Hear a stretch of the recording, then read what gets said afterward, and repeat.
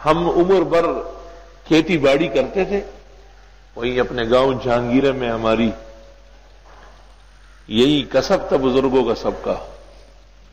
تو ایک بڑے عالم تھے مولانا مفتی عبد القادر صاحب رحمۃ اللہ علیہ. وہ شاگرد تو احمد رضا کے تھے لیکن مولانا انور شاہ صاحب سے متاثر ہو گئے، اور ہمارے استاد محترم مولانا لطف اللہ کے بڑے بہنوئی تھے.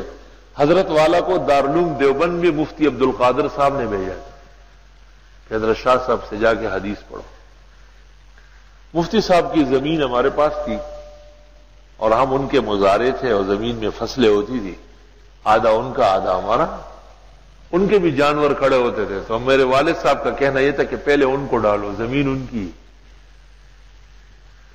پھر تم اپنے جانوروں کو ڈالو. تو ایک دن میرے والد صاحب نے ان سے پوچھا مفتی صاحب سے کہ حضرت آپ بہت بڑے عالم ہیں، ہمارے مذہبی رہنما ہیں،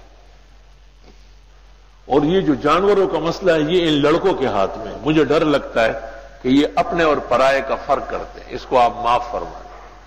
تو مفتی صاحب کا اتنا بڑا اعتماد تھا کہ میرے والد صاحب کے قریب کر کے کان پر منہ رکھا اور ان کو کہا کہ یہ جانور میں نے پہلے دن سے آپ کو ہبہ کیے ہیں، یا آپ ہی کے ہیں، کہ کہیں نہیں جائیں گے، یہ بھی آپ کے ہیں. اعتماد دیکھے گا. تقریباً 34 سال وہ زمین ہم نے استعمال کی ہے، اور الحمدللہ بڑے اچھے تعلقات اور بہترین محبت تھی. اس میں یہ ہوتا تھا کہ آخری فصل جب تیار ہوتی تھی وہ گڑ کی فصل ہوتی ہے، بالکل اس کے بعد سردی شدید شروع ہو جاتی ہے، فصلیں سب فل سٹاپ ختم.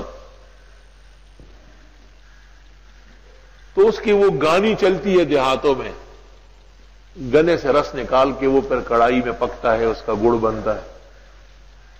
8-8 10-10 دن ایک ایک شخص کی گانی چلتی ہے، اور لوگ نمبر سے بیل لا کے اس پہ باندھتے ہیں. بیل ایک گانی چلاتے ہیں، اس میں گنا رگڑ کے اس سے شربت نکلتا ہے، وہ شربت تینوں میں لے جا کے کڑائی میں، بہت بڑا کڑا ہوتا ہے.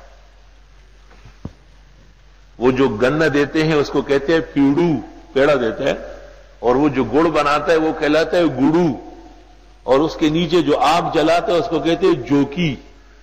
مستقل اصطلاحات ہے اس کی. آخری رات جب ہوتی تھی، جب فصل مکمل ہو کے گڑ سارا تیار ہو کے تقسیم ہوتی تھی، آدھا گڑ ادھر جا رہا ہے مفتی صاحب کے گھر اور آدھا گڑ ہمارے گھر. خرکار آ جاتے تھے گدے لے کے، ادھر بھی لدوانا ہے ادھر بھی. تو حضرت تشریف لاتے تھے مولانا مفتی عبد القادر صاحب رحمۃ اللہ علیہ.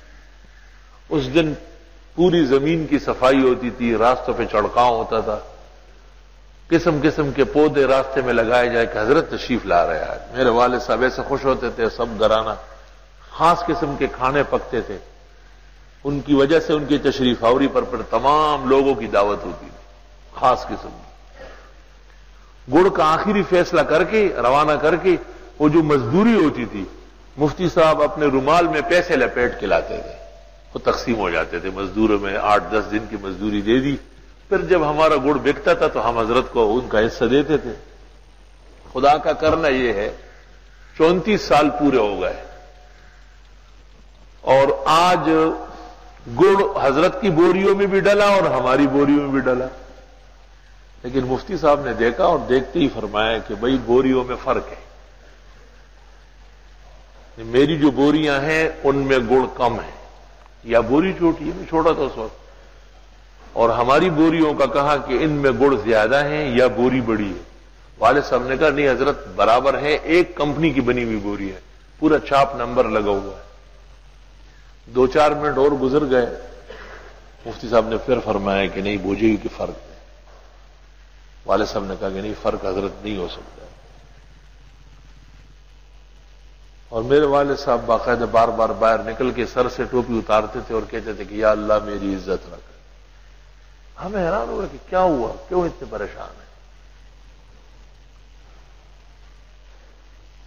مفتی صاحب بھی مصر تھے کہ گڑ میں گڑبڑ ہے، ہمیں کم دے رہے ہیں، اور والد صاحب بھی مصر تھے کہ نہیں بالکل صحیح تقسیم ہوگی.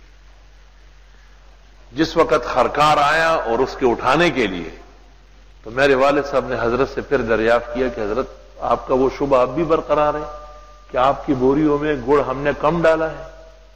تو حضرت نے فرمایا کہ جی بالکل.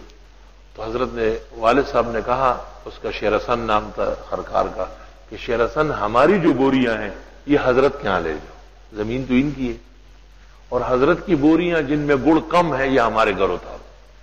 اور حضرت سے پوچھا کہ حضرت ٹھیک ہے یہ؟ انہوں نے کہا کہ نہیں نہیں، اس کی ضرورت نہیں، کوئی بات نہیں. والد صاحب نے کہا نہیں، بات تو آگے ہے، یہ تو ختم ہو گئی، ہوگا یہی. جب گڑ روانہ ہو گیا تو والد صاحب نے سب لوگوں کو بٹھایا اور کہا کہ میں نے 34 سال سے حضرت کی زمین میں محنت کی اس خوشی میں کہ مفتی صاحب کا مجھ پر اعتماد ہے. آج پتہ چل گیا کہ ان کا اعتماد نہیں. محمد عاقل غریب ضرور ہے لیکن شک اور حرام رزق کھانے والا نہیں. آج مفتی صاحب کے ساتھ جو ہری فصلیں ہیں ہری تقسیم ہوگی، اور اس وقت کے 10 منٹ بعد میں آپ کا مظاہرے نہیں. مفتی صاحب نے بڑی منت کی، لوگوں نے، والد صاحب نے کہا کہ جو بات کہی وہ اٹل ہے اور فصلیں تازی تقسیم ہوگی ہری. میں کل سے آپ کا مظاہرے نہیں. میں نے پوری زندگی جس قدر گزاری ہے وہ اس خیال سے یہاں آتا جاتا تھا اور دیکھتا تھا کہ آپ خوش ہیں اور ایک بہت بڑے عالم کی دعائیں مجھے حاصل ہیں. اور آج پتہ چلا کہ آپ نے میرے رزق پر شبہ کیا ہے، اس لیے میں کل سے یہ کام نہیں کروں گا. ان کا اتنا بڑا اعتماد تھا کہ 2-3 سال تک وہ زمین بنجر ہو گئی. مفتی صاحب دیتے نہیں تھے، والد صاحب جاتے نہیں، ختم ہو گیا. والد صاحب نے فرمایا شک اور شبے کا رزق کبھی نہیں کھاؤں گا میں. الحمدللہ اللہ تعالیٰ نے اس عاجز اور فقیر کی ولادت ایسے گھر میں اور ایسے افراد سے کی. یہ ضرب المثل وقت ہے، اس لیے میں نے قرآن کے صفحے میں اس کو بیان کیا. اس کے بعد سن لے، یہ نہیں ہے کہ جیسے دنیا کے لوگ ناراض ہو گئے تو بس ناراض ہو گئے. میرے والد صاحب جب سن لیتے تھے کہ حضرت ہمارے محلے میں تشریف لائیں تو میرے والد صاحب جوتا نہیں پہنتے تھے، جوتا پہنے بغیر ان سے ملنے جاتے تھے اور فرماتے تھے کہ ہم نے حضرت کا رزق کھایا ہے. اختلاف تو ایک تھوڑا سا وقت کا ہے. جوتا ہم پیچھے سے دوڑتے ہوئے لے جاتے تھے اور والد صاحب حضرت سے ہاتھ ملا کے گلے مل کے ان کو بٹھا کے پھر جوتا پہنتے تھے. جب تک مفتی صاحب بیٹھے نہیں ہوتے والد صاحب بالکل نہیں بیٹھتے تھے، کہتے تھے کہ حضرت کا رزق کھایا ہے. اور پوری زندگی یہ تعلیم دی کہ اس گھرانے اور اس خاندان کا ایک فرد بھی یہاں آ جائے ہمارا افسر ہے، ان کے پورے آداب بجا لاؤ. اور اس اختلاف کو اور ناراضگی کو کبھی لب پر بھی نہیں لائے، زبان پر بھی نہیں لائے. اور ہر حال میں فرماتے تھے کہ حضرت دین کے بہت بڑے عالم ہیں، ہمارے سرپرست ہیں اور ان کی اقتداء میں ہم کو جنت جانا ہے، کبھی بھی ناراض نہیں کریں گے. اور مفتی صاحب بھی جب پورا مجمع لگا ہوتا تھا، بڑے بڑے علماء اور میرے والد صاحب داخل ہو جاتے تھے، چارپائی سے اٹھنے لگتے تھے کہ محمد عاقل آ گیا. لوگ کہتے تھے کہ وہ تو ایسے ہی بے پڑھے آدمی ہے، علم نہیں ہے ان کا. کہتے تم نہیں جانتے ہو، میں بڑے بڑے علماء کو اس پہ قربان کرنے کے لیے تیار ہوں.